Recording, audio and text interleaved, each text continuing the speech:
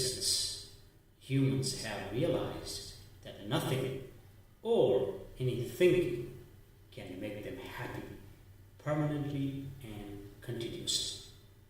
Therefore, humans have created Supreme Being or Atma or God to make them happy. Repetition of mantras help one to concentrate on the so-called Supreme Being, which is created by human thoughts. Repetition of thoughts or mantra allows one to learn anything from operating a camera to computer to concentrating on man-made Supreme Being and achieve happiness. Liberation. What worked for Buddha is never going to work for you, and you cannot accept anything without questioning first. What Buddha described is beautiful, but as a living being, you have to ask, what is freedom? And what is liberation? And why aren't you free?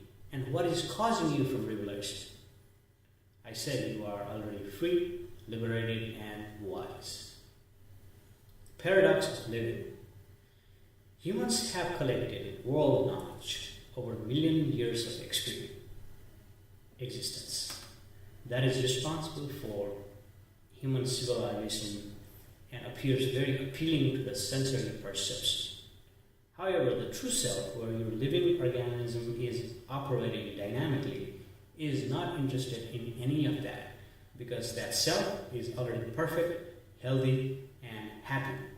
This paradox is causing you to be angry, frustrated, fearful, sick, sorrowful, and miserly. Nature and humans. Working of nature is powerful. A little shake on earth could drive humans to fright. Humans, on the other hand, are nuisance to the nature. The universe is not here for the benefit of the mankind, but the mankind is here for the benefit of the universe. However, the nature is not cruel and has given full resources for humans to survive and reproduce. Each one of us is unique. Hurricane is brought upon by simple low-pressure air to fulfill the divine purpose of the universe. Similarly, a simple, subtle human being can bring about revolution, whether spiritual or political or scientific or intangible. Each one of us is unique and equally important, serving the divine universe, no matter whether appearing in high place or low place.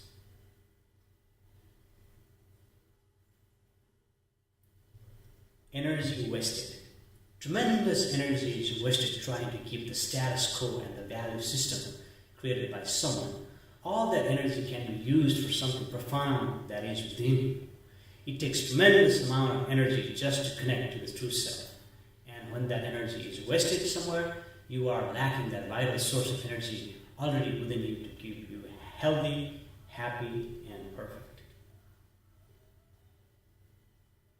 Thought is more powerful than hurricane. Hurricane can be stopped. Tornadoes can be stopped. Volcanoes can be stopped. But you cannot stop your thought. Try and see.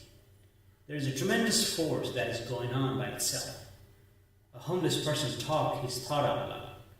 But same thought is going on in our head on its own.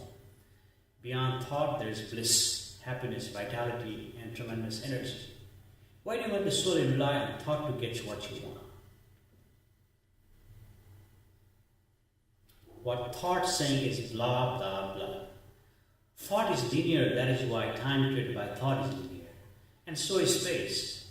But the reality is non-linear, formless, without any pattern. Thought says, here's your problem. What I have is not enough. The situation I am is not good enough. I am not secure enough. And so on. And the physical sensation that goes along with it makes it appear as if the thought is right. However, what thought is saying is blah, blah, blah. Thought is your instrument.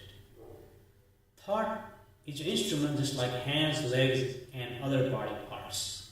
It is a tremendously powerful instrument that uses people instead of people using it. Thought is not you. Thought is continuously projecting ideas about who you are. It is saying, I am American, I am Asian, I am African, I am Hispanic, my name is nobody or somebody, I live somewhere or nowhere, I am educated or uneducated, I have a job or I don't have a job, I have money or I don't have money. As long as the thought is projecting ideas, you are in fear of losing what you have or fear of not getting what you want.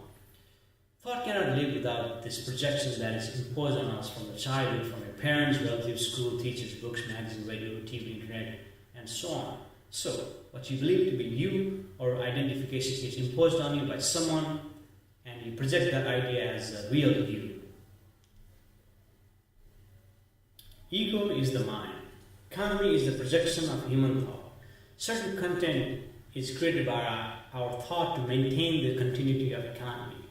Without thought is lacking is the awareness that there is nothing that is permanent. Every certain time there are changes that occur because the energy and information from atomic level to galaxy is flux, liquid, gas, or whatever you want to describe the permanence. Such changes can be visible during seasons, and the distance from the sun position is affecting every living organisms. So the content must be changed in order to adapt to the changes that is happening, whether tangible or intangible.